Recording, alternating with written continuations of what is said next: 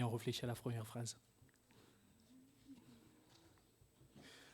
Bonjour à toutes et à tous. Je vous souhaite donc la bienvenue ici. Si vous êtes là pour la toute première fois, je vous souhaite la bienvenue. Je souhaite également la bienvenue à toutes et celles et ceux qui nous regardent sur Internet.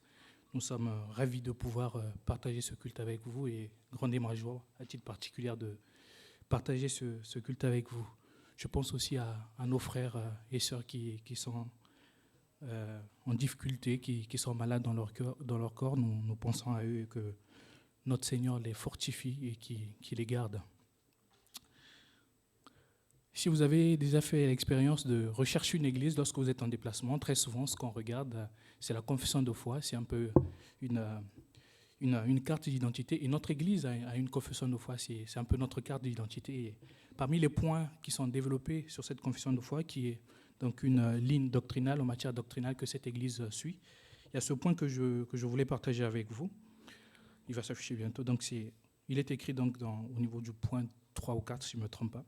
Jésus-Christ est à la fois vrai Dieu et vrai homme. Il a été conçu du Saint-Esprit. Il est né de la Vierge Marie. Il est mort en sacrifice sur la croix, en se substituant lui-même pour les injustes. Tous ceux qui croient en lui sont justifiés par son sang répandu. Il est ressuscité des morts le 3e jour, selon les Écritures. Il est notre souverain sacrificateur. Et comme il siège maintenant à la droite de la majesté divine, il reviendra établir son royaume de justice et de paix. Ce que je viens de vous lire n'a pas du tout été inventé par l'Église 316, boulevard de la Paix, mais c'est une vérité biblique, ce sont des faits qui se sont accomplis, qui sont réalisés, et des prophéties également auxquelles nous croyons. Et si tu es d'accord avec moi ce matin sur ce que je viens de lire, je t'encourage à chanter ce cantique. Ne le chante pas parce que je le demande, mais chante-le parce que tu adhères vraiment à ce que je viens de dire, à ce que nous avons lu, et que Jésus-Christ est vraiment venu, qu'il est mort pour toi et moi. Je vous prie de vous lever pour ce premier cantique intitulé « Nous croyons ».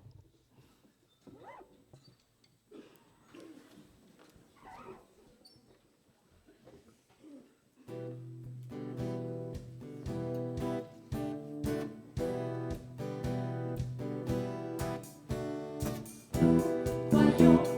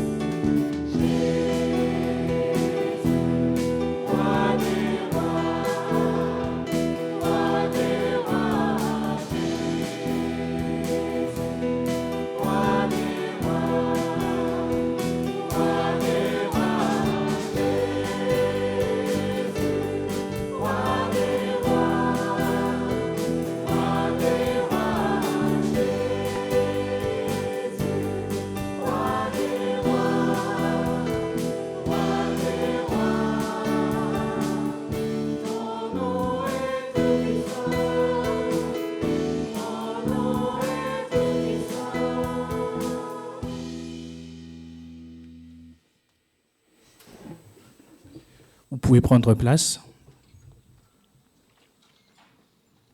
Je vous invite à incliner nos têtes, je vais prier pour ce culte. Tendre Père, voici une assemblée qui te loue, qui t'honore, qui t'élève. Voici le peuple que tu as racheté, qui vient devant toi pour proclamer haut et fort que tu es le roi des rois. Merci, tendre Père, pour ce culte. Merci pour ce culte de célébration. Qu'il est doux, Seigneur, pour les frères et sœurs de demeurer ensemble. Et nous sommes là pour toi. Nous voulons juste avoir les yeux fixés sur toi. Et que nos cœurs, Seigneur, soient tout entiers à toi et que tu puisses diriger toutes choses par ton esprit. Au nom de Jésus-Christ. Amen. Fort de ces paroles que nous venons de chanter, de ces proclamations que nous venons de faire, que Jésus-Christ est le roi des rois. Notre présence également ce matin est synonyme de l'amour que nous pouvons avoir pour Dieu, que nous avons pour Dieu. Car tout au long de la semaine, ou encore hier tard le soir, vous avez eu à cœur, vous avez dit dimanche je dois aller au culte, dimanche je dois venir honorer Dieu, je dois venir le célébrer. Vous auriez pu faire autre chose, aller faire du sport par exemple, ou quelque chose d'autre. Mais non, il vous a plus bon de venir pour honorer Dieu. Et en préparant cette présidence, je me suis dit, quels auraient été les vœux de l'apôtre Paul à notre égard s'il avait eu vent de cette église de 316 ? Qu'est-ce qu'il nous aurait dit pour cette nouvelle année ? Quels sont les vœux qu'il pourrait nous adresser ? Et pour cela, je vous invite à ouvrir nos Bibles dans le livre de Colossiens chapitre 3, pour voir un peu ce que l'apôtre Paul nous aurait dit, à nous autres, église de 316. Il aurait sans doute dit bonne et heureuse année, et par la suite, donc à partir du verset 16 et 17, il nous est dit que la parole de Christ habite parmi vous abondamment. Instruisez-vous et exhortez-vous les uns les autres en toute sagesse par des psaumes, des hymnes et des cantiques spirituels, chantant à Dieu dans vos cœurs sous l'inspiration de la grâce, et quoi que vous fassiez, en parole ou en œuvre, faites tout au nom du Seigneur Jésus, en rendant par lui des actions de grâce à Dieu le Père. Voilà peut-être ce que l'apôtre Paul nous aurait dit. Et que la parole de Christ habite en nous. Voilà une nouvelle année qui vient de commencer. Et c'est aussi mon désir, c'est le vœu également de notre Église, que la parole de Christ habite pleinement parmi nous. Et que quoi que nous fassions, nous puissions le faire au nom de notre Seigneur Jésus-Christ en rendant des actions de grâce. Je vous propose de mettre cela en pratique avec des chants, les deux chants qui viennent. Dites-le fort comme le chant l'intitule. Il faut le chanter fort quand même. Il faut adhérer aux paroles. Il faut proclamer ce que Dieu a fait pour nous, c'est ce que ce chant dit, et pour la durée des temps. Je vous propose de vous lever pour ces deux cantiques.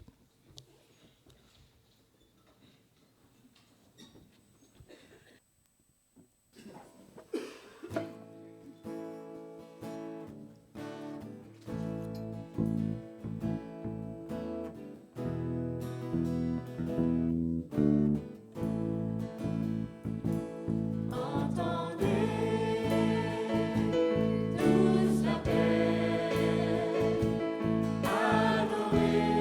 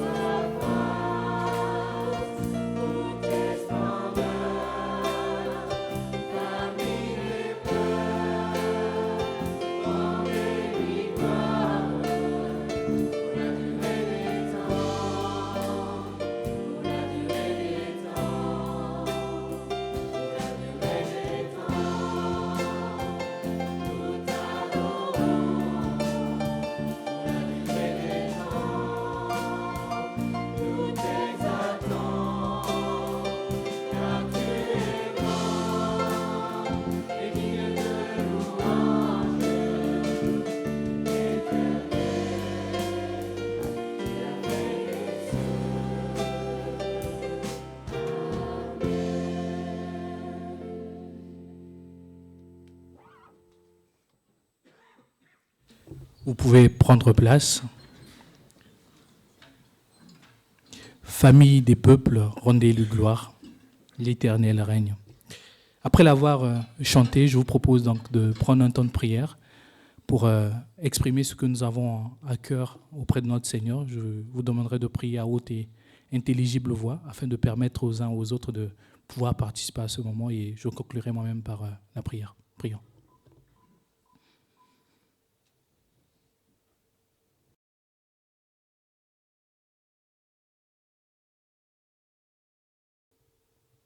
Oui, Seigneur, nous voulons te dire merci. Merci parce que pour la durée des temps, tu règnes, Seigneur. Merci parce que nous pouvons voir au-delà de ce monde et voir une éternité qui nous attend. Merci parce qu'en dépit de toutes choses, de ce que nous pouvons voir, constater, ressentir dans notre corps, des afflictions que nous pouvons, qui sont les nôtres, Seigneur, nous continuons à croire et à penser que toi, tu es au-dessus de tout. Et un jour, tu viendras, Seigneur, tu nous prendras avec toi, nous serons transformés, c'est ce que la Bible nous dit. Et à ce moment-là, nous te verrons tel que tu es.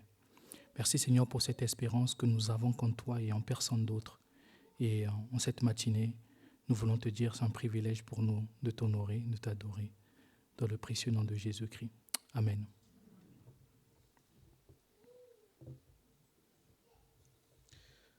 Toujours dans cet même esprit d'adoration, nous allons prendre un autre cantique qui s'intitule « Christ, seul me suffit ». Nous allons rester assis pour ce cantique. Mais avant de le chanter, j'aimerais quand même vous lire quelques paroles de ce cantique. « Christ est tout pour moi. Il est ma récompense, car il n'y a rien dans ce monde qui puisse me satisfaire. » Et en lisant ces paroles, je ne peux pas m'empêcher de faire le lien. Au groupe de jeunes adultes, nous avons fini pour ce premier trimestre l'étude du livre d'Ecclésiaste. Et nous avons vu la longue et heureuse vie de Salomon, avec ses hauts et ses bas également. Et il a beaucoup fait, il a bâti, mais dans tout ce qu'il faisait, et déjà même au chapitre 1, verset 2, il y a ce fameux verset que tout le monde connaît, « Vanité des vanités, tout est vanité ». Je croyais que le groupe de jeunes allait me répondre, mais... Et il le dit. Et tout au long de ce chapitre, du livre, on peut voir qu'il a tout cherché, qu'il n'a rien refusé à son âme.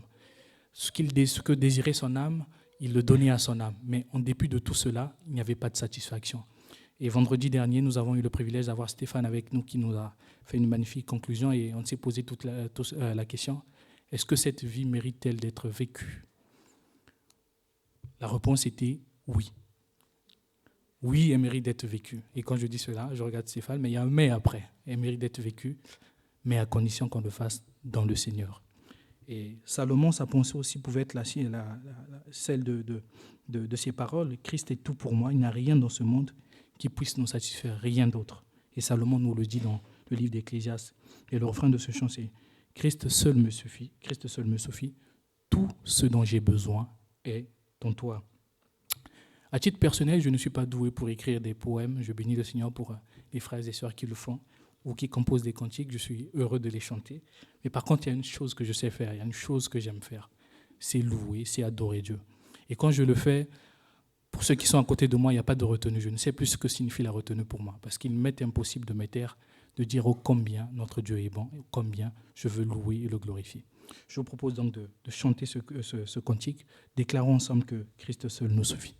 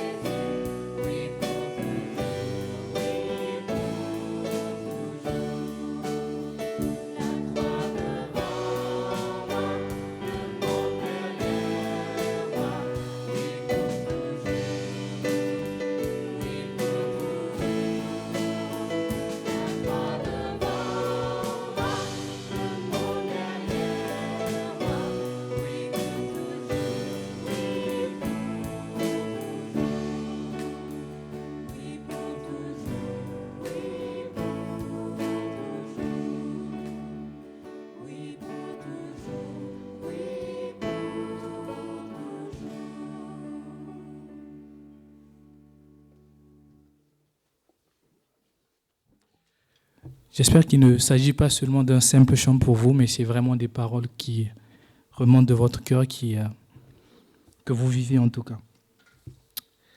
Nous allons passer à un autre temps de ce culte qui est le temps des offrandes. Nous le faisons maintenant depuis beaucoup de dimanches et je vais quand même rappeler que ce temps est aussi un moment d'adoration et donné à Dieu doit se faire de façon libre, donc sans contrainte, volontairement. Et la meilleure offrande, en réalité, c'est se donner soi-même à Dieu. Et pour ce temps, je vais inviter les frères que j'ai sollicités à me rejoindre pour faire passer le sac d'offrande. Et nous allons chanter le chant suivant, « Béni soit ton nom ». Nous pouvons nous lever pour ce moment.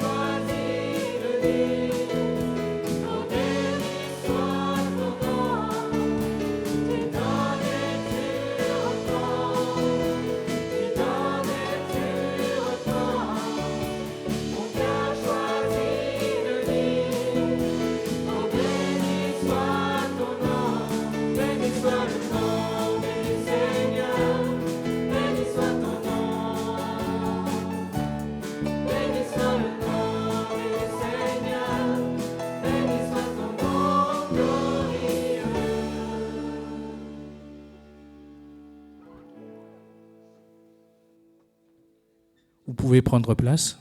Je vais juste prier pour les offrandes.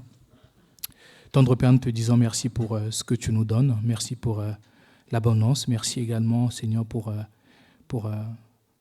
ce que, Seigneur, l'œuvre qui sera, Seigneur, faite au travers de ces offrandes. Est-ce que tu donnes la sagesse nécessaire à toutes les personnes qui œuvrent dans ce ministère et pour l'avancement de ton royaume, Père. Au nom de Jésus-Christ. Amen.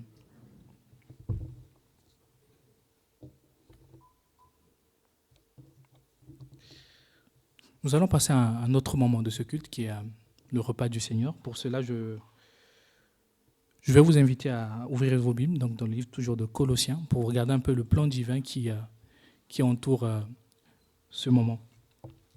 Colossiens chapitre 1, les versets 20 à 23.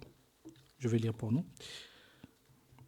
Et c'est par lui qu'il a voulu réconcilier, donc lui Jésus-Christ, qu'il a voulu réconcilier avec lui-même l'univers tout entier, ce qui est sur la terre et ce qui est au ciel, en instaurant la paix par le sang que son Fils a versé sur la croix. Or, vous, autrefois, vous étiez exclus de la présence de Dieu. Vous étiez ses ennemis, à cause de vos pensées qui vous amenaient à faire des œuvres mauvaises. Mais maintenant, Dieu vous a réconcilié avec lui par le sacrifice de son Fils qui a livré à la mort son corps humain pour vous faire paraître saints, irréprochables, sans faute devant lui. Verset 23. Mais il vous faut bien sûr demeurer dans la foi. Elle est le fondement sur lequel vous avez été établis. Tenez-vous-y fermement, sans vous laisser écarter de l'espérance qu'annonce l'Évangile. Cette bonne nouvelle, vous l'avez entendue, elle a été proclamée parmi vous. Et moi, Paul, j'en suis devenu le serviteur. Nous venons de le lire, vous et moi, autrefois nous étions exclus de la présence de Dieu. Nous ne méritions pas notre place ici dans cette assemblée à cause des œuvres de la chair, à cause du péché. Mais aujourd'hui, depuis près de 2000 ans, Christ est mort pour nous. Il est mort à la croix pour nous racheter de nos fautes, nous racheter de nos péchés. Et cela nous donne accès aujourd'hui à cette présence glorieuse de Dieu. Et nous pouvons venir à la présence de Dieu pour glorifier, pour le louer, pour prier, pour exalter. Et c'est une joie, c'est aussi un privilège que nous avons, car bon nombre de religions n'ont pas du tout un sauveur qui vient pour racheter, mais nous avons un Seigneur qui est mort pour nous. Et dans ce texte, ce qui est frappant, c'est que Dieu désire faire la paix avec nous également. Christ est venu pour faire la paix avec nous. Et en ce matin, toi, est-ce que tu as saisi cette main tendue de Dieu? Où en es-tu avec ta relation avec le Seigneur? Lui, il tend la main et il ne tarde qu'à toi de la saisir et de te rapprocher de lui. Je vous propose de prendre les chants suivants. Sauve avec puissance et torrent d'amour. Ces chants vont nous préparer à prendre le repas du Seigneur. Nous allons rester assis pour ces chants. Chantons-les de tout notre cœur, confessant vraiment ces paroles. Que ce ne soit juste pas des chants qui sont entonnés, mais que ça puisse être des soupirs qui émanent réellement de nos cœurs.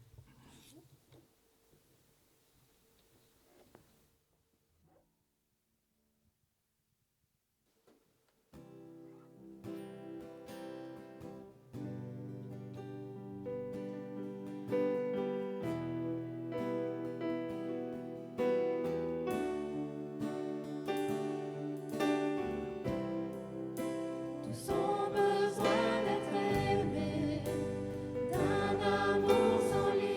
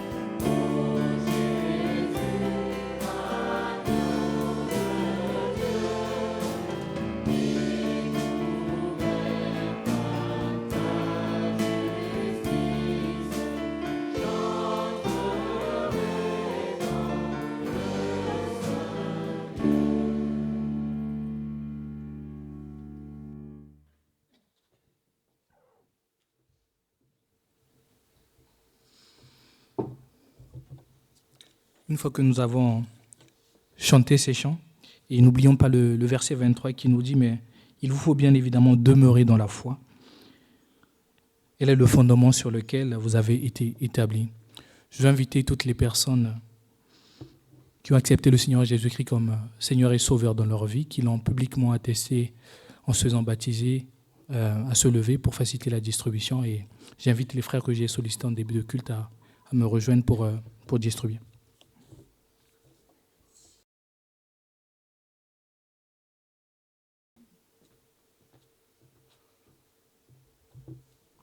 Merci Seigneur pour ce pain que nous allons partager ce matin. Merci pour ce sacrifice sur la croix, Seigneur. Ô combien nous te sommes infiniment reconnaissants, combien, Seigneur, nous savons Sans ce sacrifice, nous serions perdus. Merci Seigneur que nous apprenions à marcher dans l'obéissance, dans la soumission à ta parole, Seigneur. Nous te glorifions pour ce que tu es, pour ta puissance, pour ta souveraineté, Seigneur. Merci encore pour ce sacrifice utile, Seigneur, sur la croix, parce que tu as payé à notre place pour nos fautes, nos péchés. Toi qui t'es sacrifié, Seigneur, toi qui es passé par la souffrance, sois encore magnifié, sois encore glorifié. Amen. Prenons le pain.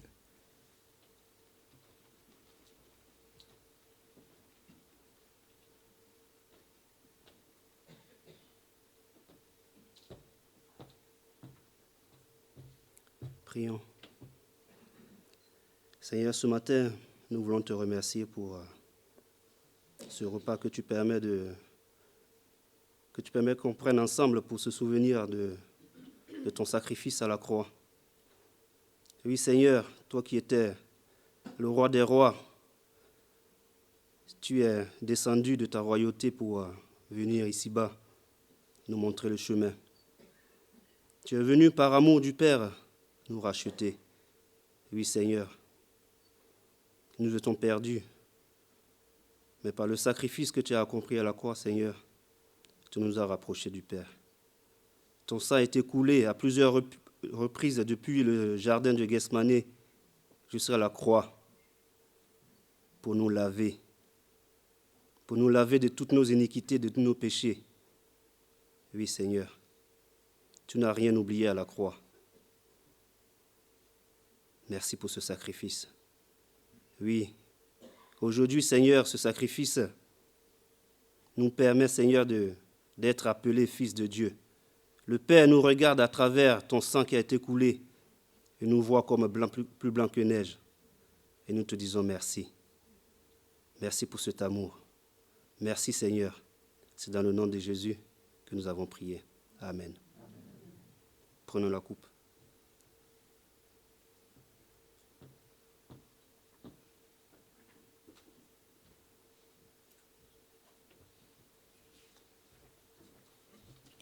Vous pouvez prendre place.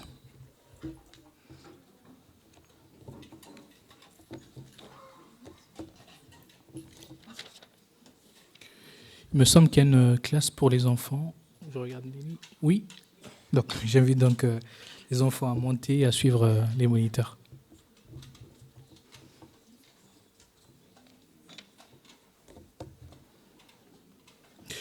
J'invite Alain à venir pour la parole de Dieu.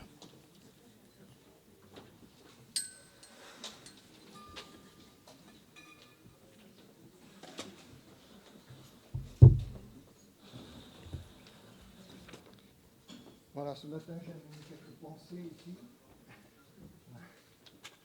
C'est pour illustrer le sujet de ce matin. Je vais vous inviter à cultiver vos pensées. Voilà. Pas celles-ci seulement, mais celles qui sont dans notre tête. Hein. Donc voilà, donc vous vous souviendrez de ces pensées-là. La Bible nous en parle. Hein. Quelqu'un a écrit « Vous semez une pensée et vous récoltez une parole. Vous semez une parole et vous récoltez un acte. Vous semez un acte et vous récoltez une habitude. Vous semez une habitude et vous récoltez un caractère. Vous semez un caractère et vous récoltez une destinée. » Alors, bon, c'est pas systématique, hein, mais voilà, l'idée c'est que nos pensées sont à la base de bien des choses. Et nous devons faire attention à ce que nous semons dans nos pensées. Dans l'évangile de Marc, Jésus nous dit au chapitre 7, versets 21 à 23, Marc, « Car c'est du dedans, c'est du cœur des hommes que sortent les mauvaises pensées, les adultères, les débauches, les meurtres, les vols, les cupidités, les méchancetés, la fraude, le dérèglement, le regard envieux, la calomnie, l'orgueil, la folie. Toutes ces choses mauvaises sortent du dedans et souillent l'homme. » Et si vous remarquez bien, le Seigneur commence avec les mauvaises pensées. Première chose, les pensées. Et juste après, adultère, débauche. Comme quoi, hein, on peut passer très vite d'une pensée mauvaise à des actes mauvais. Une pensée, un acte. C'était déjà dit dans l'Ancien Testament, dans la Genèse, chapitre 6, verset 5, avant le déluge. Genèse 6, 5.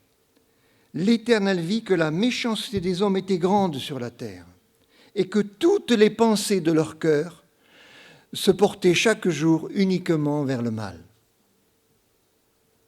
8, 21, ça c'est après le déluge, mais il y a quelque chose qui n'a pas changé.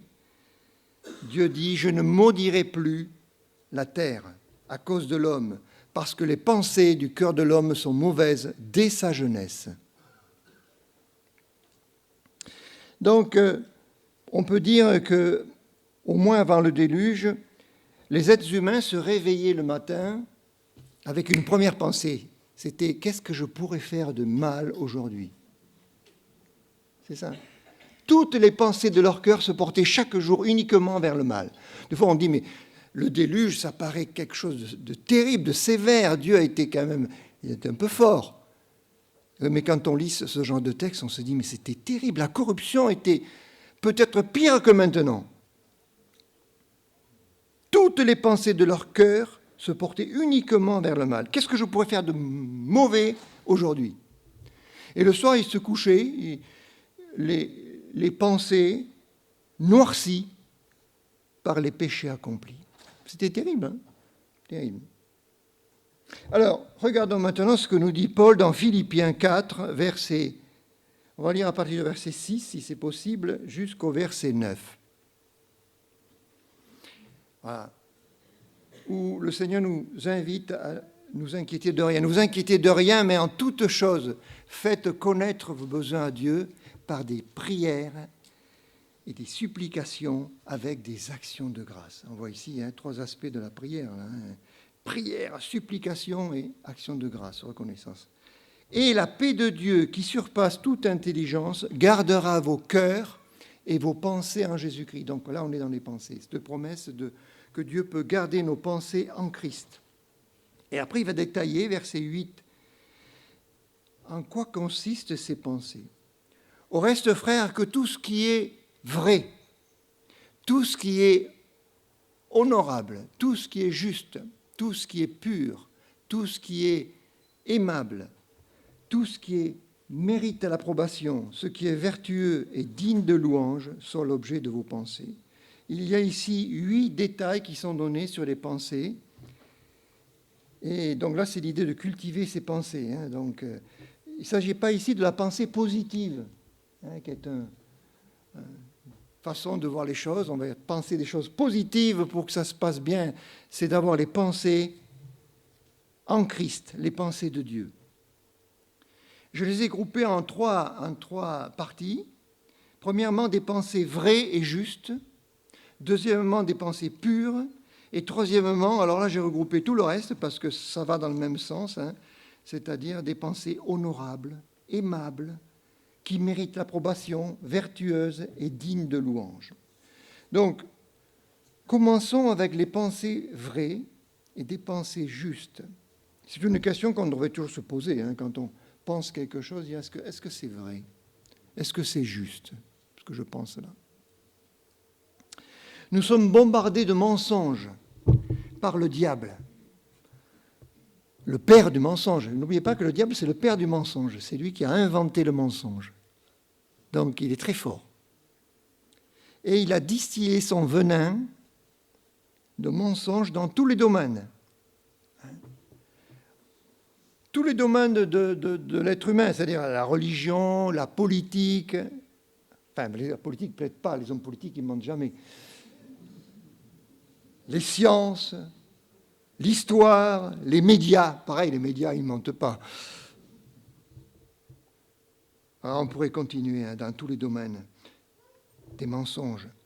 Et pour contrecarrer cela, le chrétien doit remplir ses pensées de ce qui est vrai et de ce qui est juste. Ce qui est vrai, ce qui est juste, c'est dans la Bible, dans la parole de Dieu. Je crois que nous ne connaissons pas assez la parole de Dieu. Nous ne la lisons pas assez, nous ne la méditons pas suffisamment, au point que nos pensées soient remplies des pensées de Dieu. Paraît-il que rien ne sert d'étudier les faux billets. Vous savez, les billets de contrefaçon, ce n'est pas la peine. Il faut bien étudier les vrais billets, les billets authentiques, de bien les connaître à fond, de telle manière que tout de suite, on peut reconnaître les faux billets. De même, nous devons nous concentrer sur la connaissance des Écritures, la connaissance de la vérité, de telle manière que quand l'erreur se présentera, on la décèlera tout de suite. Par exemple, nous apprenons dans Ésaïe 55, versets 7 à 9, Ésaïe 55, versets 7 à 9, ce que Dieu pense. Il dit que le méchant abandonne sa voie et l'homme d'iniquité ses pensées. Donc déjà, il y a l'idée ici d'abandonner nos pensées. Abandonner nos pensées, ça me rappelle ce que Jésus dit dans l'évangile de Matthieu, je vais rajouter ce verset qui dit « Toute plante que n'a pas plantée mon Père Céleste sera déracinée.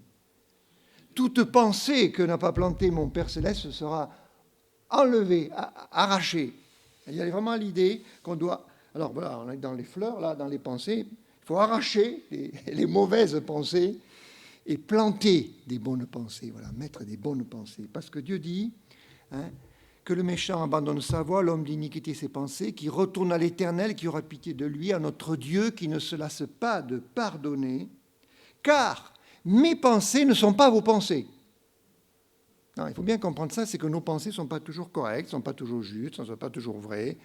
On verra qu'elles ne sont pas bien des choses qui ne sont pas en accord avec ce que Dieu veut.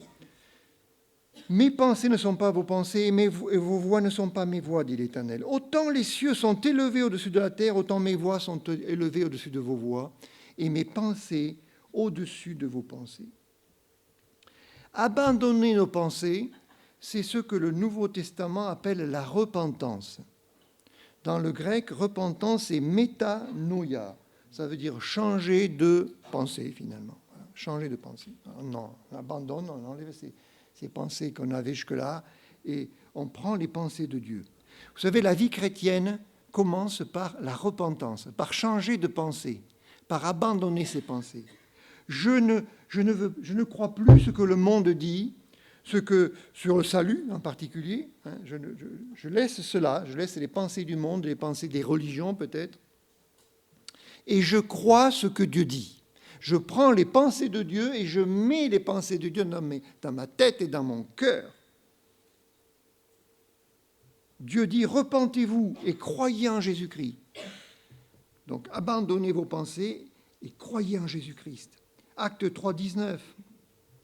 C'est un des premiers messages des apôtres après la Pentecôte quand ils disent « Repentez-vous donc et convertissez-vous pour que vos péchés soient effacés ». Ça, c'est ce que Dieu demande. Donc, abandonner ses pensées et se tourner vers le Seigneur pour être pardonné. Donc, on peut dire saturer nos pensées de la parole de Dieu. Alors, évidemment, vous pouvez aussi lire des bons livres chrétiens. Vous avez un bon comptoir de librairie à la sortie. Allez voir Hélène, elle sera contente. Vous avez aussi une bonne bibliothèque, des bons livres chrétiens. C'est important parce que les lectures saines, les lectures bibliques vont marquer vos pensées. Si je demandais ici à quelqu'un, est-ce que vous avez un livre qui vous a marqué, qui a marqué votre vie, plus de la Bible même, certainement, il y a des livres chrétiens qui ont eu un impact dans votre vie. Et donc, posons-nous toujours la question, est-ce que ce que je pense là, c'est vrai? Est-ce que ce que je pense, c'est juste? Vis-à-vis des autres, parfois aussi. Parfois, on a des pensées sur les autres qui ne sont pas correctes. Donc, première chose, des pensées vraies et justes. Deuxième chose, des pensées pures. J'en ai fait un point à part parce que c'est très important que tout ce qui est pur soit l'objet de vos pensées. Savez-vous que derrière des pensées impures, il peut y avoir des esprits impurs, des démons? Regardez Marc chapitre 1, verset 23. Marc chapitre 1, verset 23 nous dit qu'il y avait dans la synagogue un homme qui avait un esprit impur. Un esprit impur. Voilà. Démon, c'est une façon de désigner les mauvais esprits, les démons. Mais voilà, donc l'impureté, c'est leur œuvre. Et ils sont à l'œuvre en particulier dans le domaine de l'occultisme, bien sûr, de la magie, tout ce qui est voyance, spiritisme. Surtout, il ne faut pas y toucher, c'est très dangereux. Il ne faut pas jouer avec ça. Quand on met le doigt dans ce domaine, on s'expose à des influences impures et dangereuses, démoniaques. Les esprits impurs agissent aussi dans le domaine sexuel. Attention à tout ce qui entre par les fenêtres de notre âme, comme on les désigne, c'est-à-dire par nos oreilles et par nos yeux. Les oreilles et les yeux. Aujourd'hui, on est bombardé aussi, justement, avec tous les médias de paroles et d'images qui se gravent dans nos pensées. Ça se grave dans nos pensées et ça s'efface difficilement. Il y a quand même un moyen d'effacer ça plus rapidement, c'est de l'effacer tout de suite. C'est comme une tâche. Si vous effacez une tâche tout de suite, vous avez plus de chances que ça parte que si vous attendez qu'elle sèche et qu'elle s'imprègne. Le péché, c'est pareil. Confessez immédiatement toute mauvaise pensée au Seigneur. C'est quelque chose que j'ai appris. Si on le fait tout de suite, c'est beaucoup plus efficace. Lui demandant de vous pardonner et d'effacer toute impureté. Tout de suite. Proverbe 4, verset 23 nous dit « Garde ton cœur, plus que toute autre chose, car de lui proviennent les sources de la vie. » Le cœur, c'est la source des pensées, c'est du cœur que viennent les mauvaises pensées, on l'a lu tout à l'heure. Et tout le reste. Si le cœur, c'est la source, et si la source est polluée, par des mauvaises pensées, tout notre être va être pollué. Nos paroles, on a vu nos actes, tous nos comportements. Donc il nous faut venir à Jésus, la source d'eau vive. Il purifiera notre cœur et nos pensées par son sang. Quand mon fils était plus jeune, il faisait beaucoup de montagnes, et il me disait toujours, papa, tu sais, quand je vais en montagne, je n'ai pas besoin d'amener de l'eau. Il suffit d'amener des micro-pures, ça s'appelait, des pastilles. Des pastilles, si on les plongeait dans l'eau prise dans un ruisseau, en montagne ou dans un torrent, et ça purifiait cette eau, vous pouviez la boire sans problème. Et il en est de même, mes amis, le sang de Jésus-Christ, une goutte du sang de Christ peut nous purifier de tout péché. 1 Jean 1,7 et 1 Jean 9, c'est des versets très connus. Le sang de Jésus, son Fils, nous purifie de tout péché, bien sûr, à tout ce qu'il y a avant. Mais voilà, c'est le sang qui nous purifie de tout péché. Verset 9 aussi, si nous confessons nos péchés, il est fidèle et juste pour nous les pardonner, pour nous purifier. Voilà donc l'importance d'être purifié par le sang de Christ. Un autre texte parlera de l'aspersion du sang de Christ. Vous savez, quand le prêtre, le sacrificateur, offrait un sacrifice, il aspergeait du sang le voile, par exemple, ou même les autres prêtres. C'était juste une aspersion, c'était pas, il ne répandait pas du sang, juste une goutte pouvait suffire. Ça vous montre la valeur du sang. Le sang d'un animal, à plus forte raison le sang de Christ. Troisième groupe de pensées, des pensées honorables, des pensées aimables, des pensées qui méritent l'approbation, vertueuses et dignes de louange. J'ai groupé tout ça parce que ça va ensemble. Cette semaine, j'étais sur mon téléphone là et je regardais la page Facebook là. Et de temps en temps, il vous pose la question, à quoi pensez-vous? Ils sont curieux quand même. À quoi pensez-vous? Ils veulent tout savoir. Ils veulent tout savoir ce qu'on pense là, qu'on partage tout, ce qu'on ressent, qu'est-ce que vous ressentez, à quoi vous pensez, etc. Donc ça va jusque-là. Mais bon, on n'est pas obligé de tout leur dire non plus. Hein. Par contre, il y a quelqu'un qui sait à quoi nous pensons. Il sait tout, le Seigneur. Le Seigneur, il connaît toutes nos pensées. Moi, ce qui me frappe toujours, c'est Jésus dans les évangiles. Quand il était en contact avec les pharisiens, souvent, il disait Jésus connaissant leurs pensées. Jésus connaissait leurs pensées. Il savait ce qu'ils pensaient. C'est comme si ça s'affichait là. Hein. Voilà, il savait exactement ce qu'ils pensaient. Les bonnes, les mauvaises pensées, souvent.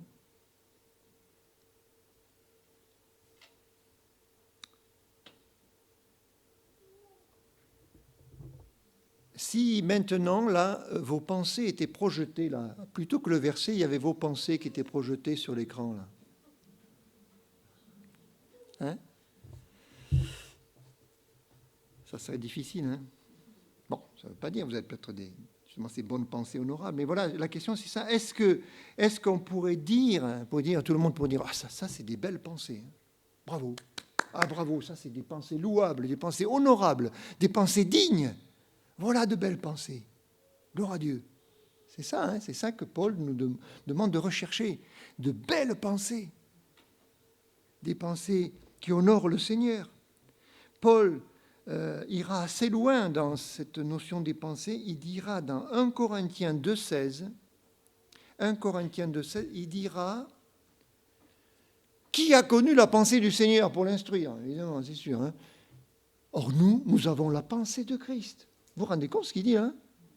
Est-ce que vous avez la conscience d'avoir la pensée de Christ en vous? Hein?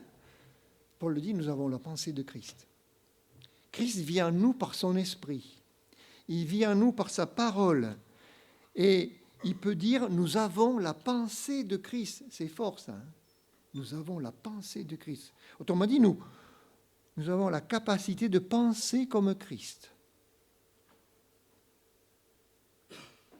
Juste avant, quand on avait lu dans Philippiens 4, vous savez, hein, il a dit « Ne vous inquiétez de rien, faites connaître à Dieu vos besoins, etc. » Et Dieu gardera vos cœurs et vos pensées en Christ. Dieu peut garder nos pensées en Christ.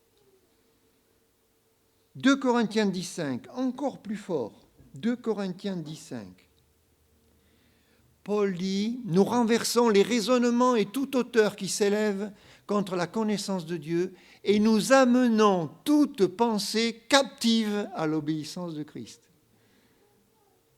Alors captive, ça peut vouloir dire deux choses. Ça peut vouloir dire prisonnière. Voilà. C'était Luther qui disait ça. Hein. Luther, il disait, voilà, ma conscience est prisonnière devant un tribunal. Hein. Stéphane, tu me confirmes? J'ai oublié la formule exacte, mais je crois qu'il a dit quelque chose comme ça. Hein. Ma conscience est liée, voilà, je suis prisonnier de la parole de Dieu. Je ne peux pas dire autre chose. Voilà, c'est ça. C'est ça l'idée. On ne peut pas trahir le Seigneur ni la parole de Dieu. On est prisonnier de la parole de Dieu, mais dans le bon sens. Hein, prisonnier d'amour. Voilà. Mais captive, ça peut vouloir dire aussi captivé. Voilà. Toute pensée captivée à l'obéissance de Christ. Nous sommes captivés par le Seigneur. Nous sommes passionnés par Christ. Alors comment faire? Évidemment, oui, bon, vous me dites que j'ai la pensée de Christ, que je suis prisonnier de ces pensées, mais dans la pratique, dans la pratique aussi, ça veut dire qu'on peut commencer par mettre en pratique justement les enseignements que Christ nous donne, que la parole de Dieu nous donne. Commençons par vivre ce qui nous est dit. Hein? Par exemple, ne soupçonnons pas le mal chez les autres. Cultivons des pensées d'amour, de pardon, de paix, des pensées aimables. Nous devons les cultiver. Cultiver, ça, il faut les entretenir. Hein. Il faut travailler là-dessus. Parfois, il y a une mauvaise pensée qui vient frapper là. Toc, toc. Non. Je veux croire le meilleur. Voilà. Je veux pardonner. Je veux aimer. Je veux avoir des pensées louables.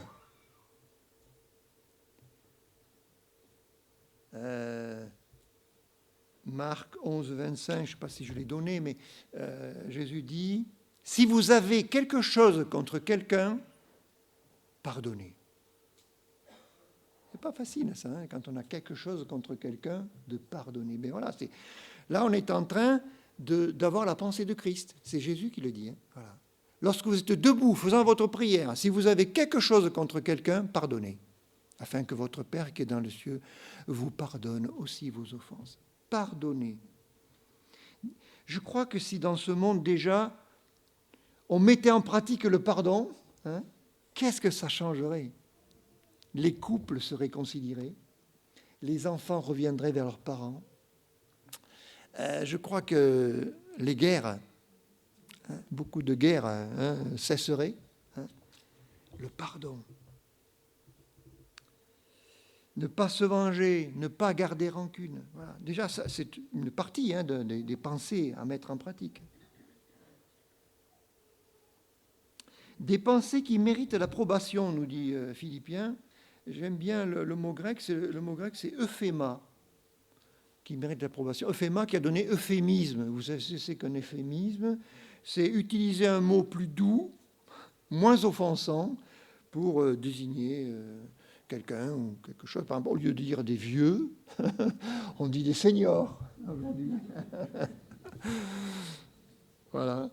Et ainsi de suite. Donc, voilà, des pensées et des paroles donc, qui vont être des euphémismes un peu plus doux, voilà, un peu plus doux, plus aimables, voilà, qui ne vont pas offenser. Donc, nourrissons nos pensées du terreau de la parole de Dieu. Le terreau de nos pensées, c'est la Bible. Voilà, il faut qu'on la lise, qu'on la mémorise. Vous savez, dans le temps, on mémorisait des versets. Je ne sais pas si on le fait aujourd'hui encore, hein. Pas l'impression. Mais à l'époque, on apprenait par cœur des textes. Même dans cette église, Pasteur Alflag, je me souviens, il faisait apprendre des versets au culte. Là. Au culte, on apprenait des versets par cœur, là, et puis on les récitait. Voilà, et ça avait l'air enfantin. Mais je crois que ce n'était pas si mauvais que ça, hein, de mémoriser des versets bibliques. Ils peuvent vous revenir dans les moments où vous en aurez besoin. Apprendre un verset, ce n'est pas grand-chose. Apprendre un verset, vous en connaissez déjà sûrement. Des passages même. Remplir vos pensées de cantiques. Peut-être aujourd'hui, on préfère les cantiques. Hein, la louange est importante. Donc, mais voilà, mais écoutez, remplissez vos pensées de cantiques et puis chantez le Seigneur, louez-le. Il y aura des versets, des paroles bibliques qui vont venir aussi, qui vont vous donner de la joie, des paroles de reconnaissance. Il y a un cantique que vous connaissez qui dit « Compte les bienfaits de Dieu ». Nos pensées vont être remplies des pensées de Dieu, des bienfaits de Dieu. Compte les bienfaits de Dieu. Mets-les tous devant tes yeux. Vous les étalez, là, de la semaine écoulée, tous les bienfaits, là. Tu verras, en adorant, combien le nombre en est grand. On oublie, hein, on oublie. Je suis sûr que si je vous demandais qu'est-ce que vous avez fait la semaine qui s'est écoulée, un petit moment de silence, de blanc, là, on oublie ce qu'on a fait. Et et ce que Dieu a fait alors. Hein, encore plus, hein. Ouais, tu verras en adorant combien le nombre en est grand. Il faut arriver au point où il n'y a plus de place pour les mauvaises pensées. Parfois, c'est bien de lire dans d'autres versions aussi bibliques. La Bible Osterbal ne dit pas que tout ceci soit l'objet de vos pensées, mais que tout ceci occupe vos pensées. J'aime bien le mot « occuper ». C'est-à-dire, il y a l'idée, je suis désolé, c'est occupé. C'est occupé, là, il n'y a pas de place. Ou alors, il n'y a plus de place, c'est complet. C'est complet, il n'y a que des pensées de Dieu, voilà, que des pensées aimables, bienveillantes. Voilà. Repousse toutes les mauvaises pensées, les pensées négatives, les pensées mauvaises. Hein. Voilà. Oui, lire la Bible dans d'autres traductions, d'autres versions, c'est bien aussi ça. Ça vous permet de voir des détails. C'est bien qu'on voit la Bible en espagnol aussi. Pour ceux qui comprennent l'espagnol, c'est un petit plus. Hein. Voilà. D'autres versions aussi. Alors, pour terminer, j'aimerais dire, il y a des chrétiens avec qui on se connecte tout de suite spirituellement. C'est-à-dire, ce sont des chrétiens qui vous tirent vers le haut.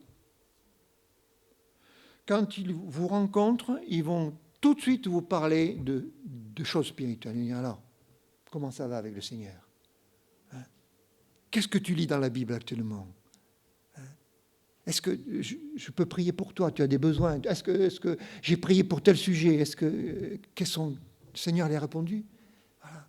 Ou alors ils partagent ce qu'ils vivent. Tout de suite, hop, ils ne sont pas en train de parler du dernier match de foot ou de la pluie, du beau temps. Tout de suite, hop, ils vous élèvent vers les choses du Seigneur. Tout de suite, vous êtes connectés à un autre niveau. Hein. Ça, c'est bon, ça.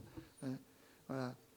Pourquoi ? Parce que leur cœur et leurs pensées sont pleins du Seigneur, remplis du Seigneur. C'est-à-dire que c'est de l'abondance du cœur que la bouche parle, dit un texte. J'aime beaucoup ce verset, hein, où une autre traduction dit la bouche exprime ce dont le cœur est plein. C'est sûr, on connaît des personnes hein, à ce qui sort de leur bouche. Déjà, si des paroles grossières et vulgaires, pas très bon. Voilà, mais si c'est des paroles spirituelles, édifiantes, tout de suite. Voilà. Le cœur est plein. Le cœur est plein hein, du Seigneur. Donc ça, c'est l'idée, voilà, d'avoir un cœur qui déborde des choses du Seigneur. Hein. Chercher à tirer vers le haut les frères et sœurs. Hein. S'exhorter les uns les autres. Christ est mort pour nos péchés, on l'a chanté plusieurs fois, on l'a lu. Hein. Il est mort pour nos péchés, et ça inclut les mauvaises pensées. Hein. Les péchés, ça commence, on a vu, hein, du cœur, les mauvaises pensées. Confessez-les à Christ ce matin. Demandez-lui de vous purifier si vous n'avez pas encore fait cette démarche de venir à lui. Hein. Il vous pardonnera. Nous allons prier maintenant et nous allons garder à l'esprit cette image des pensées, là, voilà, ce pot de pensée, pour que vous n'oubliez pas de cultiver vos pensées, voilà, des pensées qui soient dignes du Seigneur, hein, qui soient justes, vraies, pures, aimables. Seigneur, nous te bénissons pour ta parole qui est notre terreau, qui est la nourriture de notre âme et de nos pensées. Seigneur, que nous puissions en être imprégnés, en être remplis. Seigneur, que nous ayons tes pensées en nous, que l'Esprit Saint nous inspire, que tu nous donnes un amour pour ta parole encore plus grand, Seigneur, de manière à ce que ce qui sort de notre bouche sera une bénédiction pour les autres. Des paroles qui édifient, des paroles qui encouragent. Que nos actes, que notre vie soient un témoignage de pensées pures, de pensées vraies, de pensées honorables, Seigneur.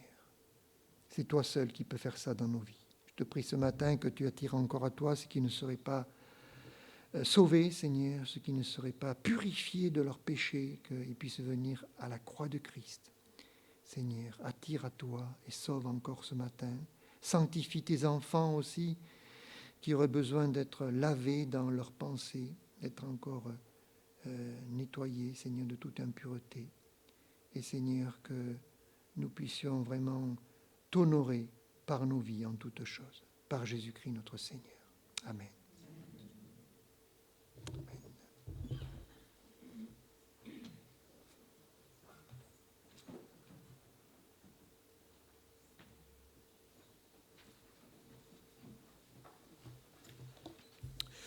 Merci beaucoup Alain pour ce très beau message qui nous invite en tout cas à cultiver nos pensées. Le verbe, je pense, il est très bien choisi. Cultiver, c'est un travail quelquefois de longue haleine, ardu, mais nous avons la parole de Dieu pour nous accompagner tout au long de ce travail. Alain a choisi ce cantique de ressembler Jésus, donc je vais inviter l'équipe de louange à prendre place pour chanter ce cantique. Nous allons nous lever pour ce cantique.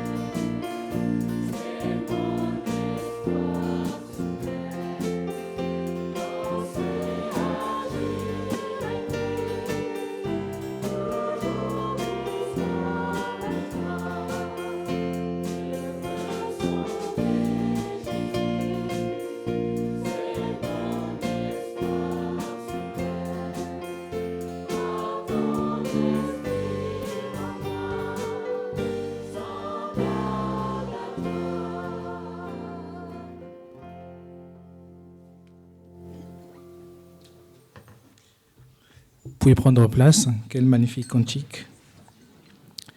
Pour celles et ceux qui nous regardent sur Internet, notre culte va prendre fin pour vous ici. Nous avons été ravis de partager ce culte avec vous et à dimanche prochain.